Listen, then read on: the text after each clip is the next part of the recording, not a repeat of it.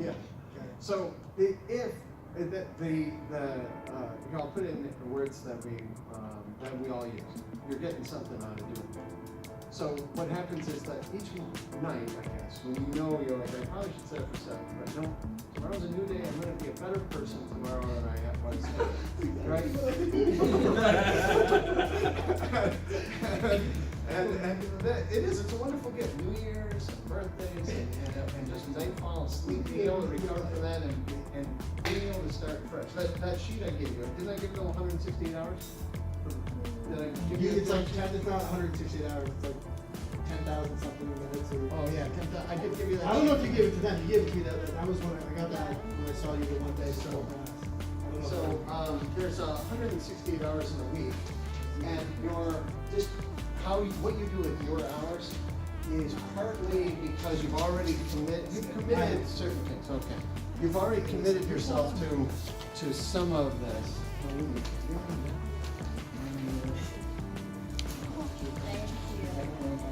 So you need a couple, 3 here. And the idea is that you get to plan your week out. Now, some of the things that you think you have to do are really things that you feel responsible for, and that's a good thing. That's a very good thing. You've made some promises, like you've made some promises to me that you're going to be here today. It's implied, I think, but I've made some promises to you. If you don't know it, I promise to be here every day. I'm sorry I broke in on the second day of class, but I'm trying to make up for it. Here we go. So, and then you come on. Yeah, sure. It's useful. You can have as many as you want. So, and then I did or didn't give you this sheet. So some of you got this sheet, some of you didn't. Is that what I understand? Does that look familiar? Your tag's good. Yeah. You have one already? Yes. Same. I don't exist on this schedule. So what do you got? What schedule do you exist on? I work 2:30.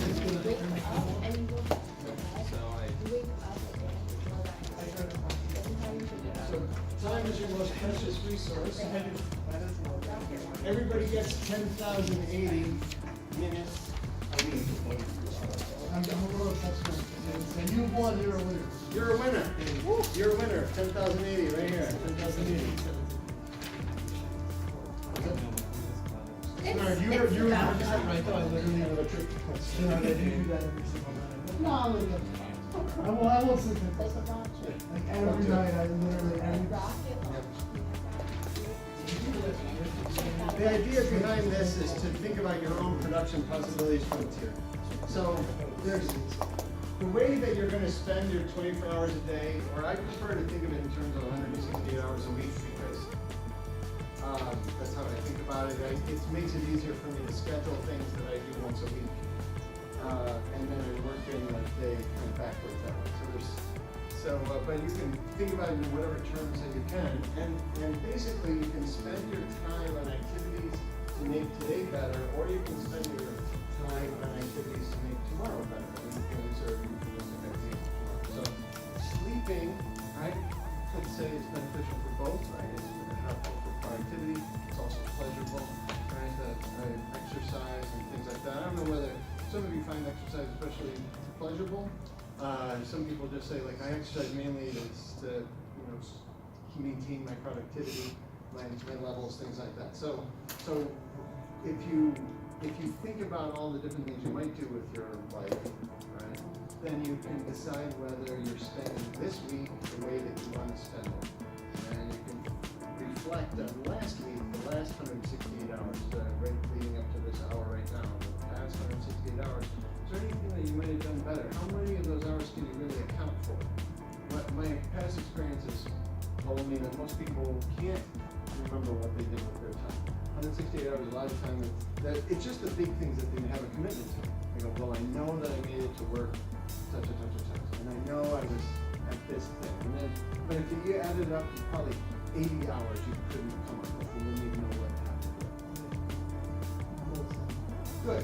And being aware of most of your hours puts you, in an unusual group, but it also makes you self-aware, right? And you're more conscious and deliberate about your actions.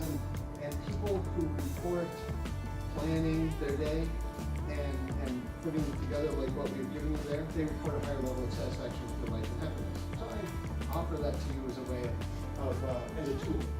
Now, in economics, we think about it in terms of the country, right? A country can either invest in capital goods to make, for instance, think about like in 1776, back there, the early days of the United States, they weren't even a country, it was fighting for independence.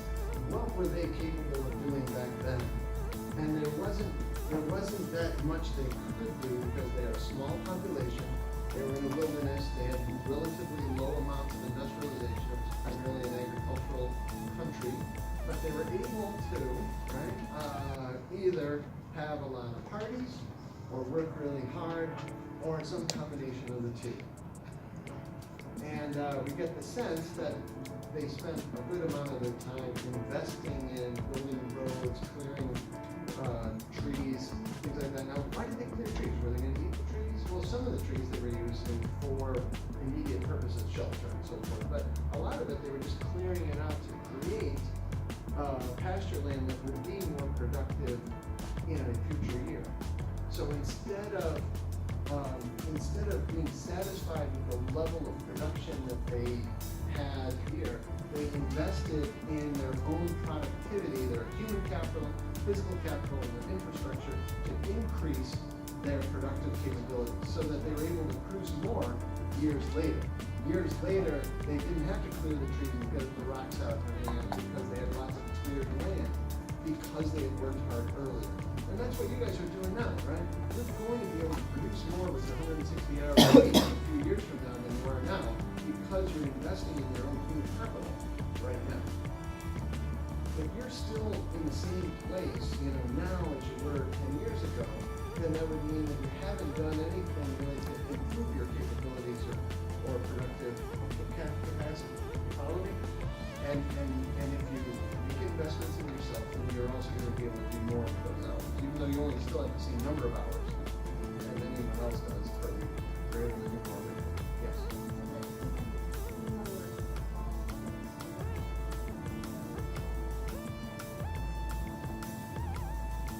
Yeah, and I would say, I would stand the reason that you're more productive now than you were 10 years ago, even though you're students now, right?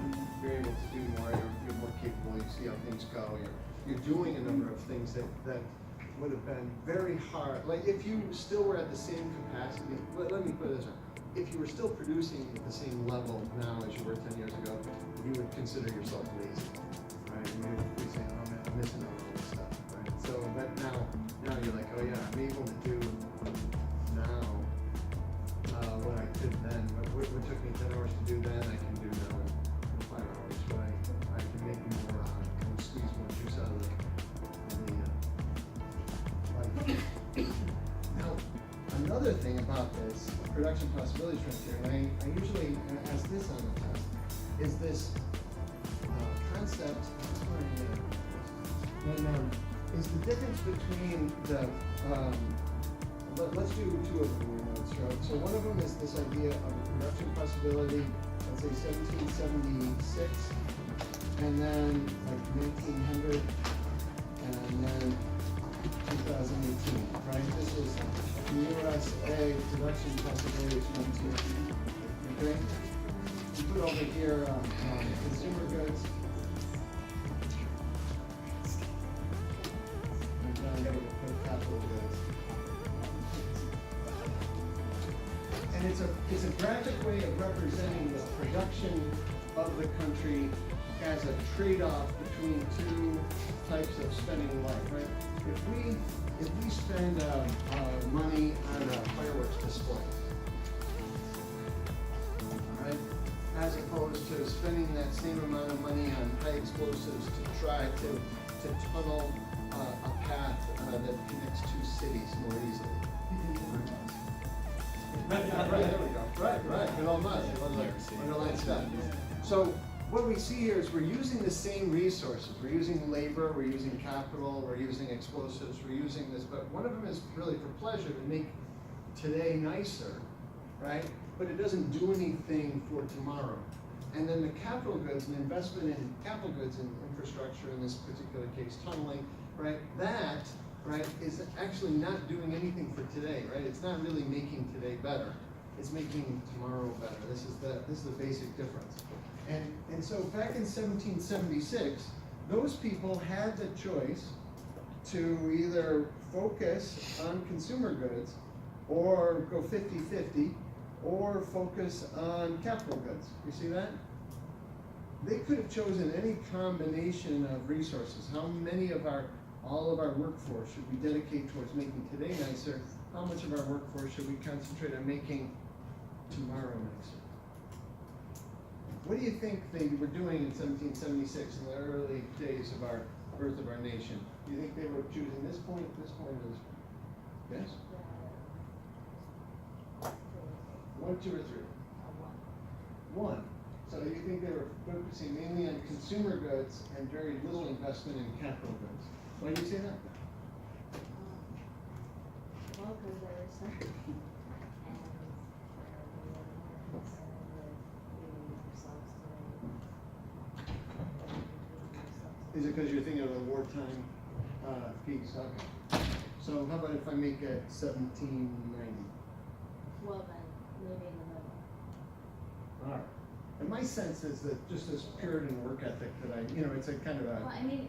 Yeah, my idea was that they were willing to, they had less frivolous things and It more. depends on which colonies you're talking about, which area that you're talking about. Uh-huh. Because each region had different values and each region had different soil.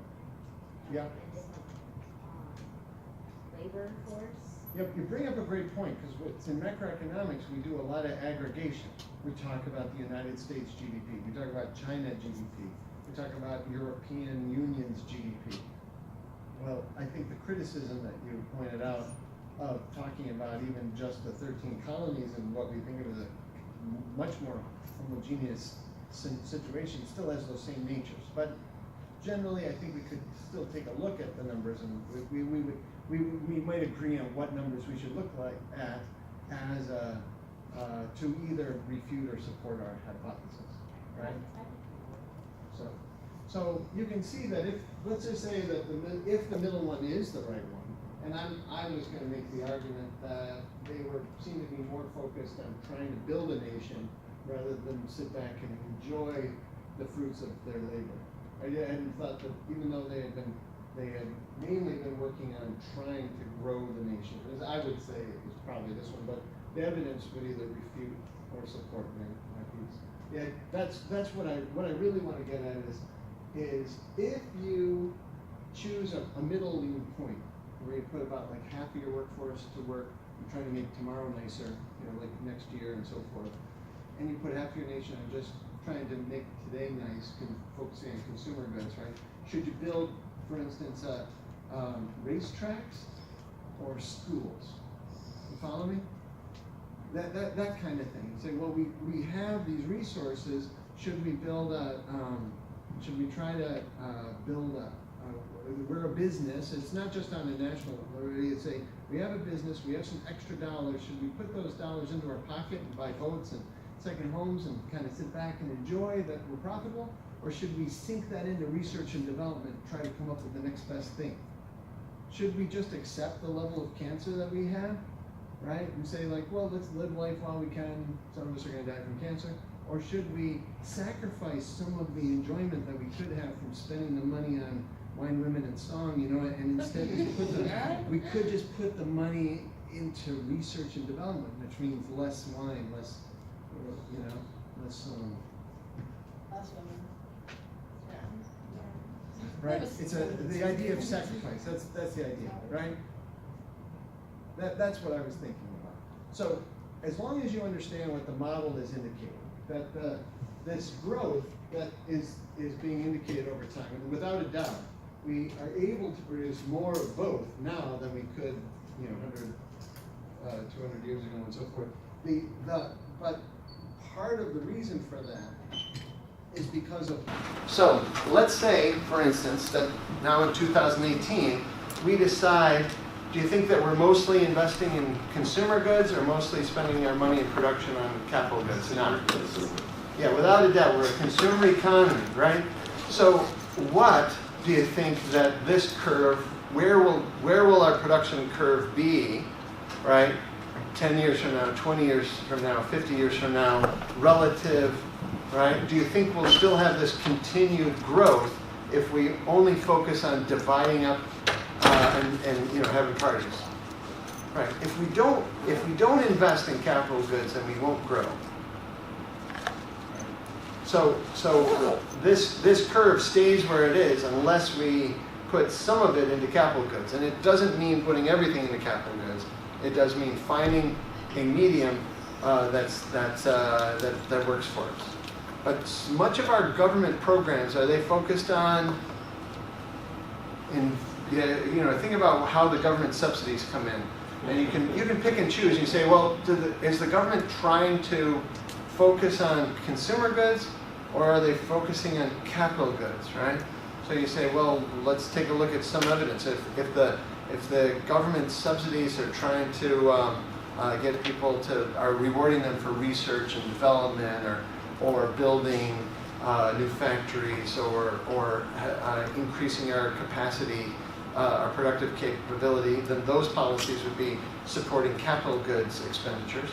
And if they're focused on, let's say, just housing and healthcare and food and these other necessary things, then they're more focused on consumer goods, right? And say, well, maybe we have the right balance right now of programs and production, and maybe we don't have the right balance. Maybe we need more of one thing and less of the other. And that where we should be on the curve is normative economics. What we can do is positive economics. There's one more thing I wanted to add.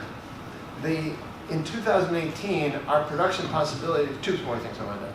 So just so we understand, on 2018, anything that used to be possible, any of these things are an underemployment of resources. So this means we're like in a recession, we're below capacity. If we are making this many consumer goods and that many capital goods, and we're right there, then we are underproducing, because we're able to make more consumer goods or more capital goods, or actually more of both, because of our capacity. Would you call it underemployment? Yeah, right. Unemployment or underutilization of resources. Yep. Unemployment is usually how we. And anything out here is impossible. Anything outside of our production possibilities curve is impossible. All right. But anything on the production possibilities frontier is possible, but it's a trade-off between more of one thing, less of the other. So that's one thing. The second thing is this idea of institutional production possibilities frontier versus the actual hypothetical or the real one. So here we have a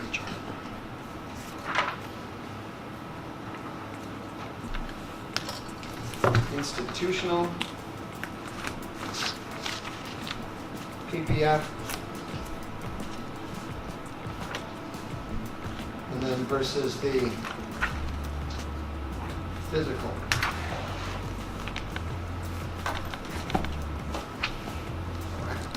Now the relationship between the institutional PPF and the physical PPF is always like this. The physical PPF is always greater than the institutional PPF. But under a very efficient institutions, then you have them very close together. But when you have very inefficient institutions, then you have them spread out very far apart. And a good example is India during the 70s compared to India now. So we'll do that. India.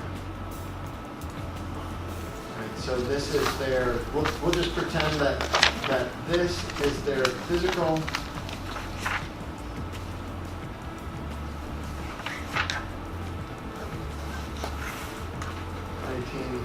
$1975 to 2005. It in fact would have grown as well during that time, but just for this to show the point that I want to do, I want to keep it as simple as possible, right?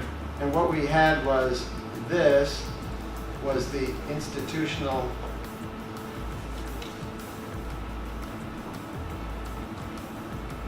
PPF, 1975.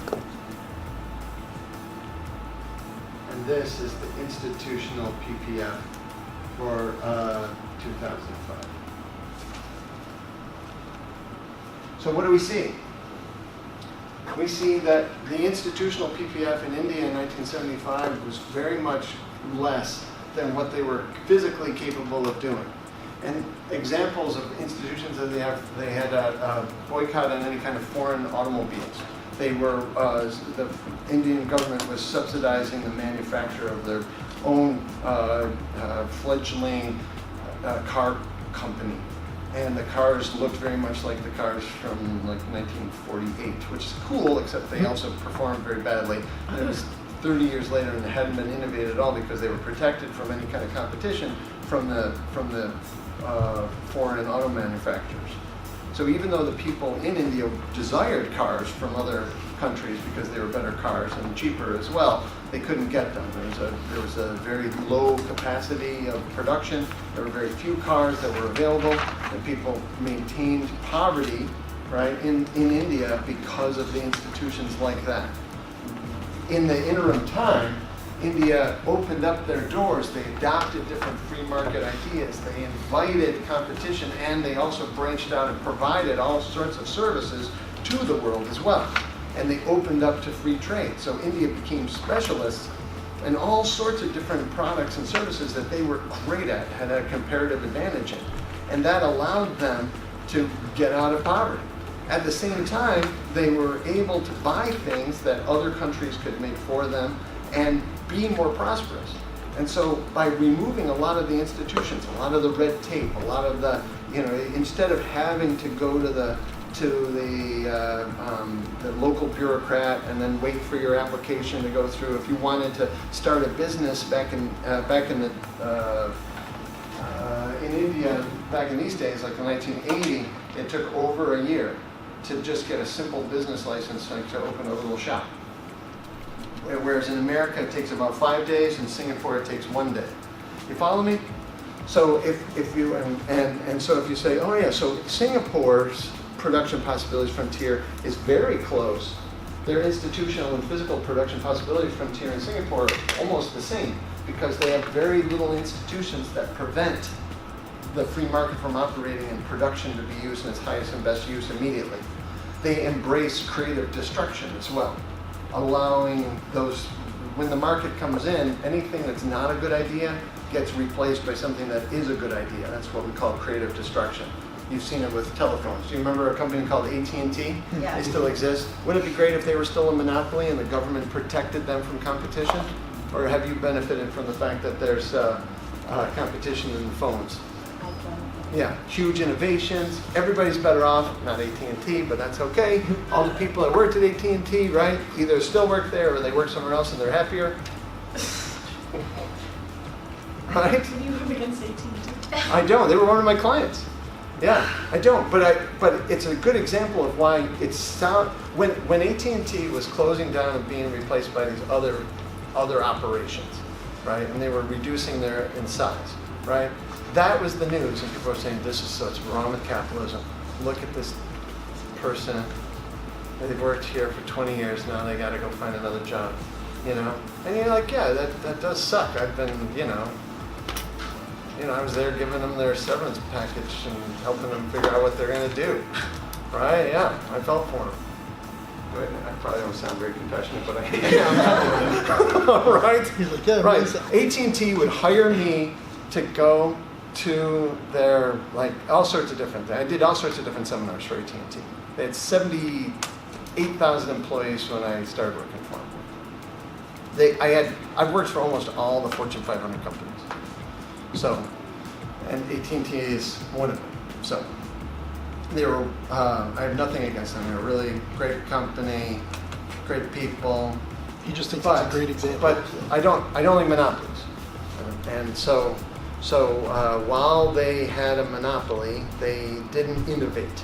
And once their high profits signaled different people, they said, we got to get in on some of that sweet telephone money. How do we do that? They're like, well, you can't because they have a monopoly. And you're like, well, maybe we can use like radio waves to communicate with each other. Well, like a walkie-talkie? Yeah, kind of like the Dick Tracy thing, you know, or like maybe like like the Star Trek does, like that. You're like, yeah, you're dreaming. That's science fiction. Is it? Is it? Is it really? Still Okay. Right? I think that's so all of too, these, like, if you think, well, the reason why I bring it up here is because things like protectionist tariffs, things like special laws that protect the status quo, any of these kind of institutions that are in place that are resistant to change, innovation, and creative destruction, move the institutional production possibilities frontier down towards the origin. And the production possibilities are many, right? We continue to grow in our physical capacity to do more, but our institutions get in the way, right? You probably have some great ideas that would solve some problems in the world, and I dare say that you probably are a little bit skeptical to start it because of government regulations that might be in the way of that, whatever kind of licenses or institutions that are in place that are going to try to get in the way of you doing this wonderful thing for other people. Could be worse, and it has been worse, and it is worse in a lot of other places. But that doesn't mean that we don't have some institutional PPF problems in our country, right? And if you wanted to break it down by state, that would be useful as well. You say, oh yeah, well, why is it that companies leave New York and don't, instead of leaving to another country, they just go to another state and they set up right there? Why'd they do that? You know, that's a good question. Let's hear some theories. I was going to say taxes. New York State is like number one or number two with the taxes. Right, and especially regulations that are a form of taxation on payroll or on particular environmental regulations and so forth. And we'll get to environmental regulations another day, but I'll have you think about this. There used to be 23 paper mills between here and the Canadian border up the Hudson River. Now there's 5, and the 5 that exist are all like specialty papers. They make very particular kind of things. But is the Hudson cleaner because of it? Yes, I'd say so. Is the world cleaner because of it? That's questionable because we have more paper being produced in the world than ever before. They just are polluting a different river. Or maybe the technology before- has advanced to Right. reduce the pollution. Yeah, before you tap yourself on the back for like doing a great job of making the earth better, I'd have you consider just whose backyard you've forced the polluters to. So That's why I just burn paper, because either way, it's Yeah. gonna get polluted somehow. yeah, you can see I love trees. That's why I use paper. You know, it's That's just why I put my, six-pack rings right in turtle nests. Because, That just I get know. right to the source. You're doing God's work. You're Just lowering take the